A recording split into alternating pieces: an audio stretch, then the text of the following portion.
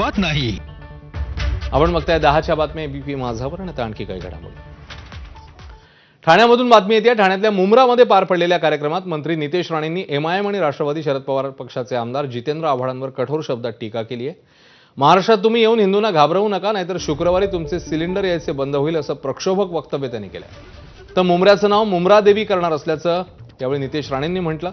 याच कार्यक्रमात जैन मुनी निलेशचंद्र यांनी नितेश राणे तुम्ही मुख्यमंत्री झालं पाहिजे, बाळासाहेबांसारखी भूमिका नितेश राणे घेत असल्याचं वक्तव्य जैन मुनी निलेशचंद्र यांनी केलेलं आहे.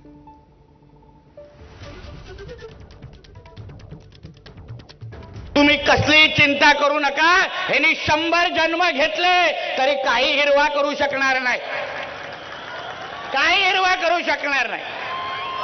आम्हालाही बघायचंय कुठून हिरवा आणतात, आम्हालाही बघायचं. आम्हाला आमच्या महाराष्ट्रामध्ये येऊन आमच्या हिंदू समाजाला धमकवायचं नाही, हिंदू समाजाला भीती बसवायची नाही.